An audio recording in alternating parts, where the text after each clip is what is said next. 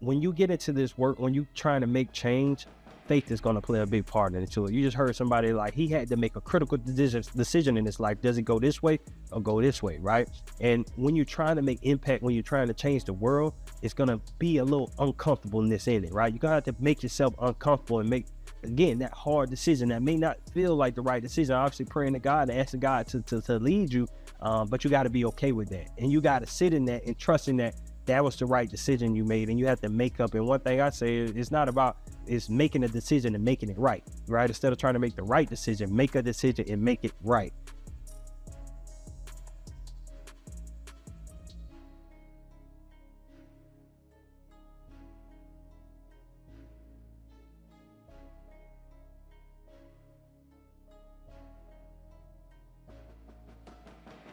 Welcome world, welcome family to another episode of the EL2A Podcast. I'm your host, Jamie Gilmore Jr. To the right of me, we got a very special guest. Nah, he's not a guest. We got the Rocket. What's up, How you feeling today, bro? I'm back. Yeah, I'm good. So it's a special day. Well, not a special day. The day is special, but the moment is special. What we have going on right now, what we're going to talk about on this episode. I want to start off with this statistic. 20% of businesses fail in the first year, and nearly half don't make it to past 5 years. So 20% of businesses fail in the first year, and nearly half don't make it past the first year. Well, EL2A family, I'm here to tell you that Kut Different celebrates year 6 this month, man. The month of April. Yeah! It's a celebratory moment for us because it truly means a lot for us to be at this point. The work that we're doing, we understand that it is needed, and that we plan to never stop doing it. So we're going to keep this thing going. So to be here, knowing the statistics that 20% of businesses fail in the first year, we made it past that, and nearly half don't make it past the past 5 years. That let me know that God has his hand on us. God has us here for a reason, right? And this is purpose driven. This is God driven. This is bigger than me and Eddie. This is bigger than all of us, right? This work that we're doing is literally changing the generation. So did you ever see us getting to this point that we are today? Mm-hmm. And what advice would you give somebody else, a nonprofit that's starting their business in this moment? So 2-part question. It's so funny the way that we jumped into it, and we like really looking down the road wasn't even really a thing. You know what I'm saying? We just got going. You know, we went to meeting, having the meetings, and then before we knew it, because that was November 2019, and then 2020, April 2020. Now we incorporated it. Mm-hmm. Now we hitting the ground running. So I never really seen us year 6 because it was almost like what was right in front of us and not what was down the line. I know we talked about it, but never really thought to say, okay, we'll be here 6 years. Yeah. And a lot of people don't, to that point that you made. So yes, we have it, and you said it the right way. We got incorporated in April of 2020. But 2019, we were doing the work. Mm-hmm. So we shared the story on here before you maybe knew. He had a buddy, I had a buddy. We all linked up. We in different areas, but we have corporate like meetings weekly. Like we've given each other tasks to take away to come back with. And every week we're getting on calls and literally planning this thing out to be what it is. And a lot of things have changed. Obviously, that's what happens. But we were doing the work, right? Mm-hmm. The way we seen it then, it may not look the way we were right then. But we were doing the work. Yeah. So, yeah. And you say, what would I tell somebody? I mean, plan accordingly. That's all I can really tell you. I mean, you got to be prepared for the different things that may come. And I mean, it's only by doing your research. I think we ain't really do research. We just jumped in it. Yeah. So, and I think that goes back to those statistics too. So I think when you say a business, you remember Jet Solid Transport, I had a car hauling business, and you remember we jumped out there, I think within the first 7 months, we put that thing down. Mm-hmm. But it was because there wasn't any research done. So I think that's the advice I give: research, so you know what your nonprofit is and how you'll be able to sustain different times. Yeah, yes, I love it. And for myself, man, nothing surprises me with this thing, bro. I think so. As my role as CEO, as visionary, I'm always thinking in the future. Like I'm always looking ahead to where we're going. So when we get to certain points, nothing surprises me, and it's not like a big deal to me. So again, sitting here at 6, well, I'm not going to minimize the moment. So 6 years is a huge accomplishment, right? But for what I'm setting out to do. This is just a stepping stone to where we're going, and I'm always looking to the future. So it just points, bro. It just like points. They're confirmation, like, okay, we're trying in the right direction, but nothing surprises me. So the answer, like, I've seen this, right? I feel like I've been in moments like this before. Even when we get accomplishments. So if you think back to our journey, when we first started getting on the school campus, right? We always say we want to be on the Marion County Public School. Then we got accepted on the school campus. So like, yes, we want to do an after school program. We do an after school program. We want to do a summer program. We do a summer program. We want to expose young boys. We take that trip down to Orlando with 5 young boys. You know what I mean? So there are so many moments, and put them in suits and different things like that. So it's so many moments, and we've done a good job of documenting our process, right? We can go back and show images, show the impact, and I think that's the exciting part of this. And so the advice I would give to somebody that was starting today, I would just start. I think a lot of us try to put too many roadmaps in front of ourselves, right? Well, I ain't got this, I don't have, how many times I've heard this? I don't have this, so I can't do that.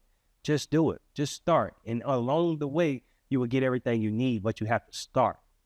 You have to get started. You have to get the engine going, because a lot of people, they'll wait. You wait. In the process of waiting to get everything right, you just end up not doing anything, right? So my advice to you, right? You on the other side of the camera that want to start a business, want to start a nonprofit, want to do anything, you have to start, right? And starting may look different. You're not just going to start and your business is going to be $1 million business or booming the next day. But what's the first step, right? That may be you learning. And you mentioned learning, the learning curve, and that's something I want to talk about next. But I think ignorance helps in a lot of situations, right? When you don't have a lot of information to pull from, it kind of helps you, because you got like blinders on, because you're just trying to get it done. Too much information slows your feet. When you got too much information, you start thinking about too much. Well, you're supposed to do it this way, not this way. Man, just do it.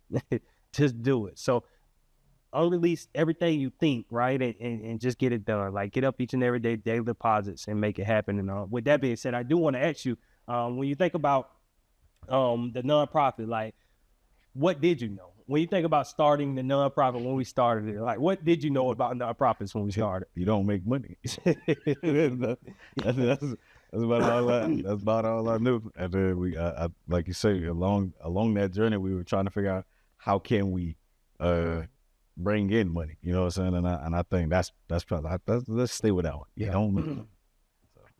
So I think for me, we didn't know anything, bro. Yeah. So we had Miss Tammy, and as far as getting us incorporated, getting us going, she gave us a lot of game to help us. But as far as like what the who's, the where's, the how's, we didn't have that information, and I think that played to our advantage, right? I think about moments even when I got started. So one thing I was good in making connections and asking questions. So I was never scared to ask questions. I was never scared to go figure it out. And that's just what type of person I am. Like, I'm the type of person, if I go inside the grocery store and I'm looking for something, I'm literally going to go to the nearest person and say, hey, where's this? I'm not going to go up and down each and all aisle to try to figure it out. I'm going to go ask. Then they tell me. So I done that. Like, along the time, like, how do we do this? What do we do? And I got introduced to the Community Foundation, right? The Community Foundation here in Ocala.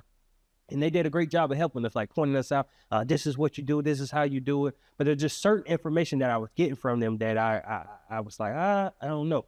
Because again, you got to think about our name. Our name is Kut Different, right? So when you say you cut different, that means it look a certain different way. It don't look like everybody else. When I think about the Community Foundation, they're a hub for nonprofits, right? So that means every nonprofit comes to this place to get the same information. So the same thing you're telling me, you told somebody else. So if I do the same thing, everything you told me, that means we're going to look like everybody else. So I used to always have those things in mind. So I would do little things different. Like, I would take the information I need, and the others I would just do what I felt best was that was going to help us be cut different. And in those spaces, that allowed me to grow. Simple things I was telling, but they helped, right? They did give us a roadmap. There was a roadmap. These are certain things. These are the documents you need, which was useful information. Again, for somebody else that's on the other side of the camera, that's what you have to do. Like, who is that resource for you? Like, in the not knowing, what is a connection, what is a person, what is an organization you can tap into that can close that gap for you to be able to give you the knowledge you need to be able to get to the point where you can make a decision like, I'm going to do this or I'm not going to do this, right? But you have to find out that source. So I think that's very important, tapping into the information that you need to help you move forward. So I kind of forgot my question. What did we do? What did I just talk about? So you were saying, because you was like, what didn't we know?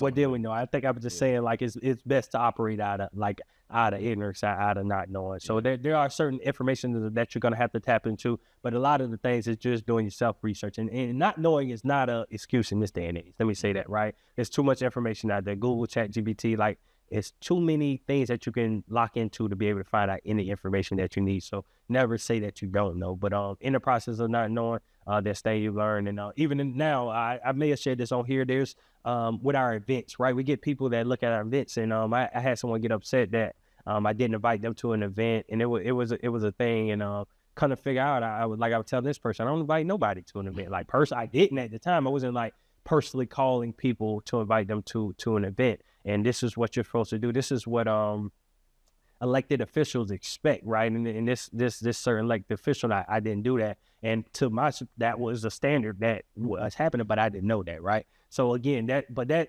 information, if I knew that probably would have put a hindrance on that, put more pressure on me to do X, Y, Z that I didn't have on me. So again, I bring that example up just to say, you know what I mean? Not knowing some things sometimes is good, because you don't worry about politics. You don't worry about the naysayers, what he say, she say. You just do what it takes to get the work done. So going into the not knowing, but I do want you to kind of enlighten the people, like, what was it like in the early days? Like, when we were building this up, what was it like for us to get to this point, right? A lot of people see us now, but what were the early days like?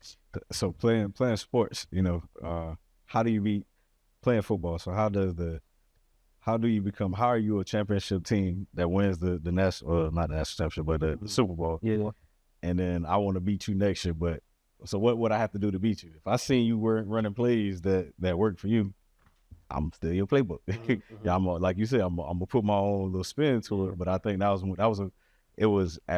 of the toughest things for me. I'm not gonna lie, because when we used to, I remember we sending out the email to all us, go find, I don't know if it's 3 to 5 organizations that and like see what they basically see what they're doing and what we want to implement. I struggle with that, bro. I'm like, why we want to do what they do? You feel me? But then it got to the point of understanding, like, okay, well, again, we can do what they do, but do it differently. And I think that's one of the things that that was one of, at the beginning, that was something that now when I'm okay with doing it now. I know people probably looking at ours is like, okay, well, what can we do different to not be cut different, but to be however they want their organization to be. Yeah. So it was just, I think for the most part, when you jump into something right away and not really having clear direction, you got to be okay with trying to find the information, to your point, the best way that you can and make it work. Yeah, and I love that. So what he brought up, man, this is a great point. It's a copycat league. It's a copycat league. If you're following the right people, it's okay to be a follower. It's just when you follow the wrong people. If the person that you follow and getting results, the person that you follow and they're winning, it's okay to that's the roadmap. Let me follow this. Again, add your own twist on it, but it's okay to do what you see. It's nothing new under the sun, right? And we did that, man. There was a lot of organizations. I used to just Google organization, nonprofit mentoring, and see organizations. I go through their whole website, take something out I like, take that piece, that line, I take that line, and I went through a whole bunch. I was doing, and that's market research. That's all that is. That's market research. That's studying the competitors. That's studying what's out there to be able to build something that's successful for you. And I promise I spent a lot of hours doing market research, going on different companies. So I give that same advice to you all, like whatever industry you in, like search people doing the same work as you. See what works for them, and what works for them, how can you make that work for yourself? There's nothing wrong with that, right? That's just part of the game. And to your point, I guarantee you, a lot of people go on Kut Different website or go on Kut Different social media pages today and try to mimic what they can to make their organization. You should. And that's flattery to us, right? To me, I feel that's flattery. If you find yourself on our page and you take something from it and use it, you're welcome. Like that's flattery, because that means you find something we're doing that is going to help you. And I think that's why we're in this game, because if you called us, we're going to help you. Like if you called us right now and say, hey, I need help to do something, we're going to be able to help you. If the information that you need, if we have it, we're going to give it to you. But the early days, man, was a lot of grinding and a lot of figuring it out, man. I like countless of hours on the computer. I never forget. I just used to be on the computer all times of night researching and just trying to figure it out. But then the next day I'm going to make it happen. So y'all got to think about how this thing started, man. I'm not working. So Eddie's still has a full-time job. I'm just trying to make it happen. So every day, my whole full day is like making Kut Different work. I went a year and a half, like no job, grinding. Like, how do we make this work? Again, the market research, the in schools, mentoring, out of school, mentoring, like picking kids up, taking them different places. You guys see us riding around in the buses now, and you think that's all cool, but you'll understand that we was driving around in our own personal whip. I was driving around in my dad's whip. I didn't even have a whip at the time. I'm using my dad's whip to go pick kids up. I had just moved back to Ocala. And you got to think, and one thing too, man, that's funny about the work that we do. People now that we get contracts and things from the school system, you hear so much noise. Everybody, oh, they getting this money, da da da. Where was y'all when I was coming out of my piggy bank to be able to pour into this organization, right? When I was like depleting my savings to pour into this organization for a year and a half, nobody said nothing. Nobody had a problem with that. But Lord forbid, when you make a couple dollars to help a kid, now it's a problem. That's the type of world we live in, man. And that's the crazy part of the society, right? Like we find the craziest things to get in the uproar about, to make it because maybe because it wasn't your idea, or maybe because you couldn't have taken advantage of the opportunity. I don't know what it is, man, but y'all got to understand, for years and years and years, there was a lot of struggle going into this thing, man. There's a lot of stretching ourselves thin. This man driving from Tallahassee to come down here to run a program and then drive right back to Tallahassee. But nobody complained about that, right? His family, him being on the road, in the highway, in the dangerous highway, all in the morning to get here, that doesn't bother anybody, right? But that's the type of work you're doing. And I bring things up that there's going to be those type of people, right? When you get into anything that you're doing at any level of success, you're going to have the people that's making the noise, right? And that's what our early days was like, man. Our early days was just the grind part, the part that people don't see, right? The people see us now, the people are aware of us now, but in the early days, again, we're driving around picking kids up. We're taking kids to XYZ in our personal vehicles. We got parents that depended on us to do it all, and we were willing to do it for the mission, man. So a lot of grinding, like I said, in the schools, out of schools. We just community we was feeding during COVID. We passing pieces out in different communities. We just was doing the work, man, and we laid the foundation to be where we at today, man. Yeah. So there was a lot though. But nah, man, that's a beautiful thing about this work. But one thing, the next question I want to ask you, was there a moment in this process where you was like, man, I don't know if I could do this no more? It's more in internal. I think a lot of when I say internal, it's like it's like a football team. It's a brotherhood. You know, boys don't be boys. Feel me? So, and there gonna be moments where we real cool. There's gonna be moments where, all right, bro, get away from me before we start swinging. You know, and I think that's most of the time, if I ever felt that way. All the different things that we hear about, the different things that they say about how much whatever this, and they're trying to figure out how much money we're making, or whatever the noise is from the outside. A lot of that stuff never mattered. And I think even down to today, being in a school and talking to a mental health therapist,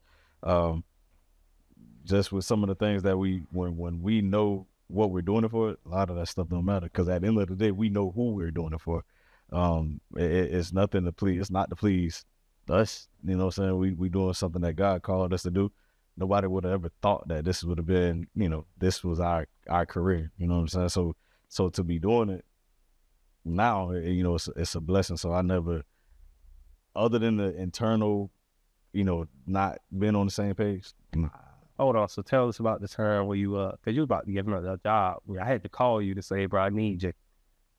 Oh, so Werner. Huh? Talking about before this was right before I came on.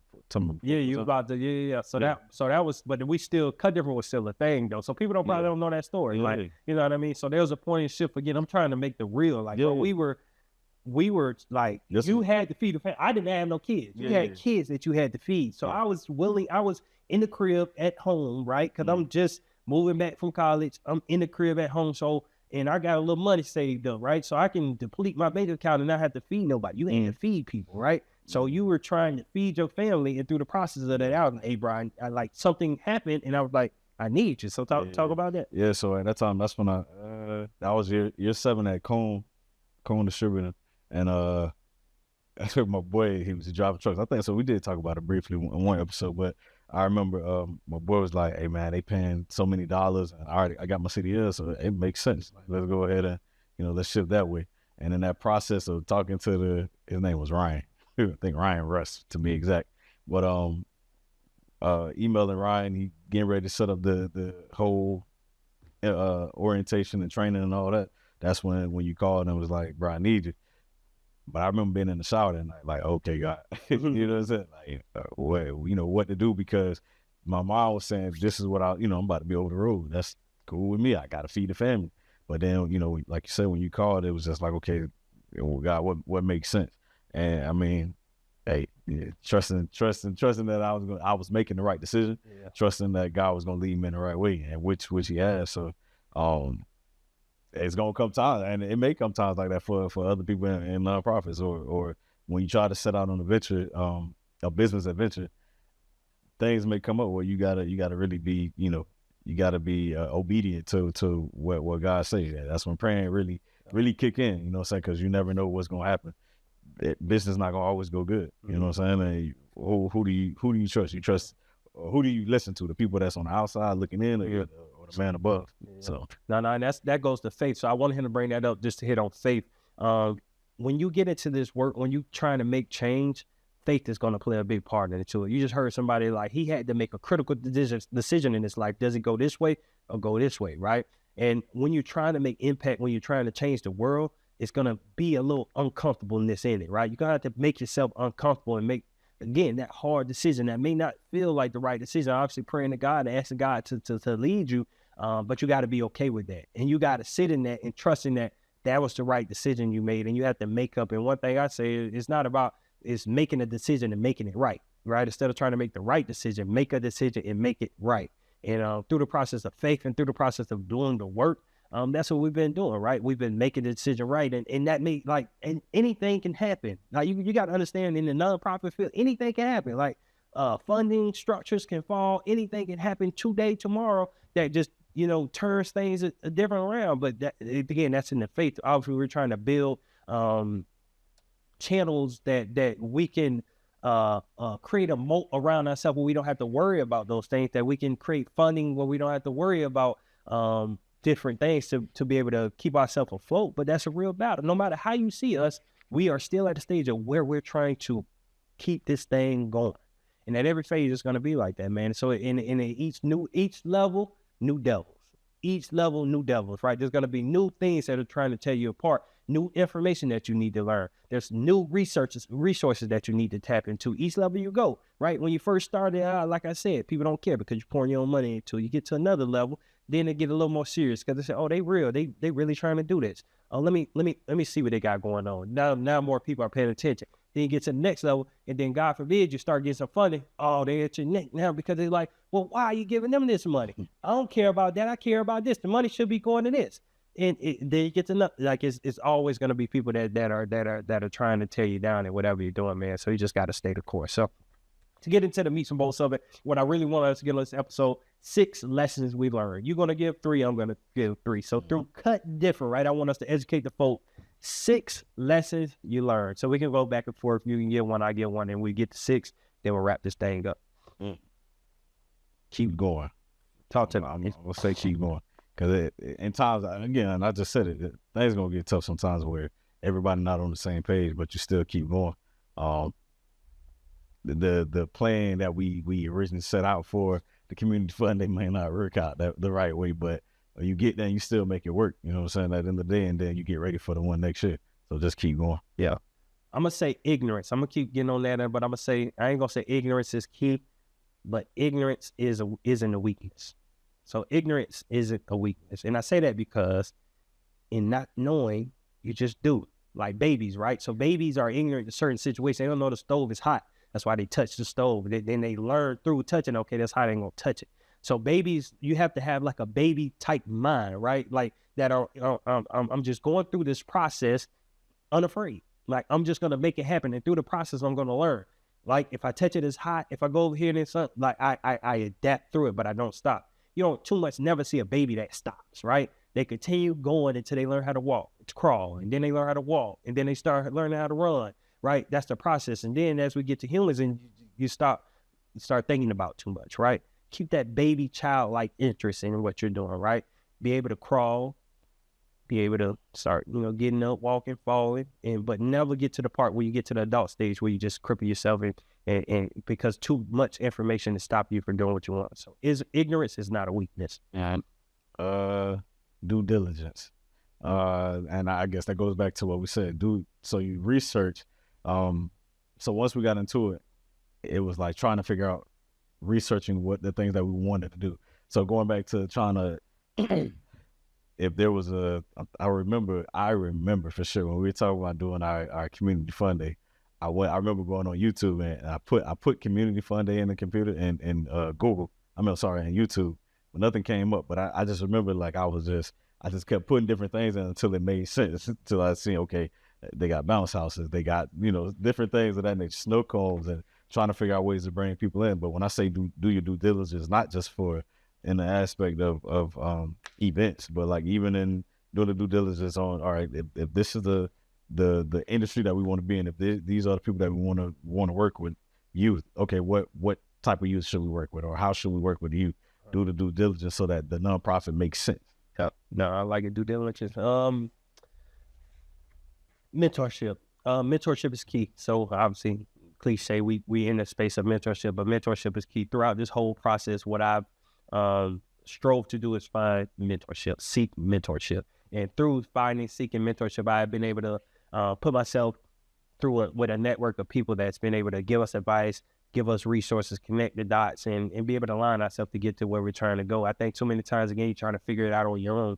Find mentorship. Find somebody that's done what you're trying to do and use the information they have to alleviate a lot of stress off your plate, right? You're going to have somebody be able to say, hey, I did this, it worked for me. I did this, it did work for me. And now you can take that information and make it, successful for yourself. So mentorship. Finally, I say structure. And I say structure because when you as you're building, so again, it could be one person, it could be two people, it could be five people. At the end of the day, when you start adding more pieces to the puzzle, if the structure isn't already there, if that outline isn't there for the people that you're bringing on, that's when things can go I guess get crazy, so to speak. So create the structure up front of and that structure in the business sense would be policies and procedures so that everybody know how to govern themselves by. And then now and I think that was through learning too. Now that as we age within the organization, it's like, okay, we should have did that from the beginning so that we would have eliminated some of the things that we ran into over the last few years. Yeah. So and speaking candidly, just even dive a little deeper, a little more into that. So so what he's talking about as far as the structure, and this is another thing. Again, everything I'm saying kind of goes against what he's saying, in a sense, what he says structure. So when I say the ignorance and I say just go, the structure is a part of that, right? Because you have to learn that type of stuff. So what we did, we just started flying. We just started going there. We wanted to help kids so bad. There's a lot of things that we didn't know that we should have had set up, right? To the structure part of it. It was just us. It was my brother. So we're working together. But then when you start bringing other people in the mix, you start understanding, okay, we have a level of understanding and trust. If we get mad at each other, it'll come down to us brothers just figuring it out. But when you start bringing other people into the equation, they don't have the same loyalty or understanding that we have of each other, right? So when you start bringing other people, there's a lot of understanding, like, okay, we have to onboard this person. Okay, we have to give this person the rules and the policies, right? What can this person do? What can't this person do? And how does this person know, okay, you guys started this, so you know it, but I don't know anything. So what is the information you're giving that person to be able to operate the business just as if you were? So, I mean, those are a lot of things when you're new, you don't think about those things, but you got to have that stuff in order. So I wasn't trying to talk for you, but that's what you're saying, right? Yeah. So my last one, it kind of goes with mentorship, but this is what's coming to my mind, so I say it, but I say collaboration. Collaboration is key. You have to collaborate with different organizations. We tried it at the beginning. We had an organization that we were going with, and something happened in the beginning. So that put a sour taste in our mouth for a while. But we were trying to work with an organization, and something went south, and it just made a whole bunch of nonsense that shouldn't have happened. But in this point, what I know now, collaboration is key, man. Find other people. Okay, so and I say collaboration is key. So say your nonprofit or your business does the XYZ, but you guys are thinking about stepping into a lane that is also your lane, but you're not the expert at it. Go find somebody that's an expert at what you're trying to do, right? So, for example, with us, a mentorship and mental health counseling goes right in hand to hand. We are mentors. We're not mental health counselors, right? There are certain things we can teach within that arena, but in order to give the boys the best they need, we have to go find a professional, right? A mental health specialist to bring and collaborate with, to be able to help us be able to bring that level of expertise to our families and to our boys. So you have to be able to collaborate with people to be able to make your clients, to make the people you serve that much better, right? Who else can you bring in? A financial literacy coach, right? And bring them in to help you do it. Financial planning, or house, whatever. Like, bring different people in to be able to help the people you need, or whatever service you need to be able to be better. So I think collaboration is key. So if you're starting a business today, I advise you to find 5 people you can collaborate with at the beginning of your business to be able to make it better, right? And obviously you have to get it going, but 5 people that you can pinpoint, like, I would like to collaborate with them to do X, Y, Z. So that'll be my advice to you. So yeah, with that 6, as we wrap the episode, bro, what is a moment, right? And out of all the moments that we've had, what is one moment that you've been able to, when you've done this work, you're like, man, this work is bigger than me? Man, like you said, it's many moments. I don't know. I just think back to that 1 year down in I think it was Kissimmee, when the boys had we had the Airbnb, we had Vari, KJ, and Marion. I just remember just being down there in that moment, like, just being able to chill with the boys, and actually it's always been hard to call this work.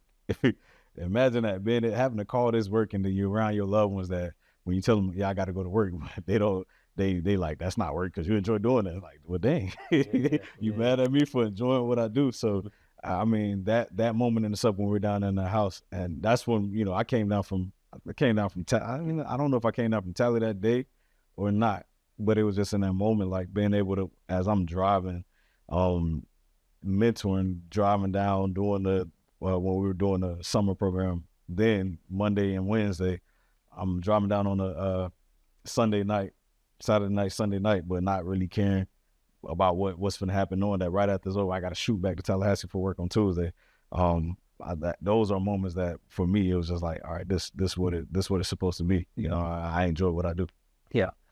So countless moments. One, these will always come to mind, the exposure part of it. So I always share it, the moment when we took the boys on an exposure trip and they get exposed to different things, and those things become opportunities for them. Like, those are moments, key moments, when I'm like we literally just gave this young man a tool to put in his tool belt. Like, we gave this young man a resource to who he could become in his future. Like, that's so powerful. But I also think about the empowerment program, going into the schools, connect with a young man, and seeing a young man that literally, like, the principal said that he was a frequent flyer. Like, the young man was just a person that's always in the different office, and seeing this young man through mentorship, right, literally change it around, right, and change it around to get the most improved student. That year we started mentoring him, and to ask him, like, how did it happen? And he couldn't even put it to words. I don't know.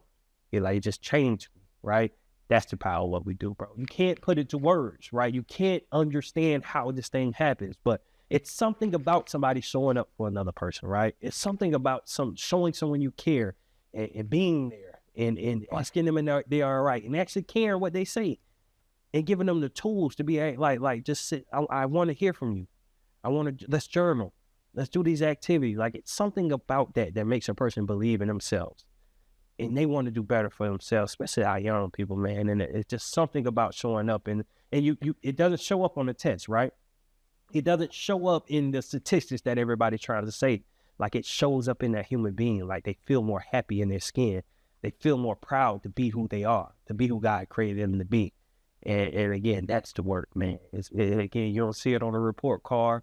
You don't see it on the PM test, the PM score, right? It just shows up in the individual, right? And a lot of people are overlooking that specialty of mentorship, man. So that's why we do it, and that's what it's about. And yeah, brother, man, I'm glad to be 6 years in with you. We're going to continue to go, and I'm glad to all the folks that have come alongside us to help this thing go, man. We've had a lot of people that came and put their heart, put their hard work into the vision, man, and it's truly appreciated. And we're just going to continue to go, man. We're going to continue to guide young men on their greatness. We're going to continue to make change in this community, man, and it's just a powerful thing to do. So just very quickly, as we continue to grow and continue to go, where do you see in your eyes Like, where do you see Kut Different going? Oh yeah, so now we just real not 6 years in, but you better know what's going on. Yeah. But now for sure, seeing the, hey man, I do real estate, bro, and I think I mentioned it to you before, but doing real estate and having an academy coming, having the boys say, Mister, I want to be a real estate agent just like you. I know I talked to Rory plenty of times about being able to create that village, a multi-unit apartment complex or whatever, having single family homes where we can actually house some of the families in need, and that goes back to what you said at the beginning, to also help us generate the income that we need for, to make sure that Kut Different is sustainable. But to see that, to have the school, I mean, it's crazy now to see what the what people say, like when they do see us out in public, man, y'all boys doing good, but then to really have that come to fruition, it's going to be even more powerful, and I think that'll be more of a buy-in from the community to support what we got going on. So, yeah, man, big things. Yeah. And speaking of academy, come invest in the future that's going to change the world. Kut Different Academy coming soon. We reimagine the education, man. We're changing the game, man. What are you going to see happening? We're building the school to career pipeline. What's up, EL2A family, man? Come invest in the futures that are going to change the world. What you see here right now, man, we are reimagining education, right? We are giving these young boys and showing them who they are and where they're going. We're creating a school to career pipeline, and it's happening right here on this property, man. So let's go, EL2A fam. We're going to have a QR code that pops up. You scan that code, all right? And it's going to take you and tell you everything you need to know to come help us invest in the futures that's going to change the world. Let's go. Hey. And I don't think you understand what I say with a school to career pipeline. This is us educating young people on who they are and educating them on where they're going through the process of identity, through self concept, just to figuring out themselves, and then pointing them into a direction of who they can be through their strengths, not who we want them to be. Not one size fit all education. We're customizing education for them, right? So they can own their greatness, right? It's all in the mission. We've been saying it all along. Our guiding young men to own their greatness. It's only right to now that we are starting a school, Kut Different Academy, that's helping them own their greatness. Not the greatness of what we want to be, not the greatness of what education was built on, building workers, building people to sit down and listen to instructions. That we're building leaders. We're building champions. We're building trailblazers, young men that know who they are, know where they're going, and they're going to have success for them. They're going to be who God created them to be, and not who we're trying to make them be. All right, so that's the power of Kut Different Academy. So for me, right, when it comes to the future, man, I see this thing all the way out. The school to career pipeline that I speak about, right, we're going to have relationships with all employees through the OCal, through the state of Florida, where the employers are going to be calling us, who you got for me? Because they understand anybody that comes through this pipeline, that they're going to be so legit that they don't have to even do a interview. Just send them to me. We know they're ready for them, right? Right now, one of the biggest biggest problems for employees is finding good employees, right? So what we're doing, we're building that, right? We're a solution to one of the biggest problems in the world right now, making sure that somebody can simply show up to work on time, simply be there and do what they're supposed to be, right? We're going to build young men that are action-based, and they're going to do all these things. So again, it's going to be a pipeline where we're sending our talent throughout the state, throughout the world to be employed and to do the work that we know needs to be done, right? Strong men, we're building strong men, because strong men create strong families, and strong families create strong communities. And that's what we're doing here, and that's where we're going, and that's what's going to continue to happen. And that's what's happening right now. Even if you know it or don't know it, that is what's going on right now as we speak, man. So it's a blessing to do this work. Thank God each and every day for the opportunity to be in this position. Never asked for it, never was on my bucket list. I just so happen to be here. One day, God, I asked God, I say, Jesus, just take the wheel. Take the wheel. I don't know. I've been chasing. I've been trying to do what I want to do. What do you want me to do? And now I end up here. It's literally God, man. God got me here. So if you got a problem with me, take it up with God. All right. All right. So to end the episode, brother, 30% make it 10 years. 30% of me people make it to 10 years. How does that make you feel? But I guess at that point I'll be old then. I'll be 18. 4 years from now, my oldest child will be 18. Hey, good day. Yeah, good day. So 30% make it to 10 years. We'll see y'all in 4 years, man. So we greatly appreciate you for watching this episode. Make sure you like, subscribe, and comment, man. Make sure you're showing love. It's free $99. Don't cost you nothing. Man, we appreciate you. We'll see y'all next week. Let's get it.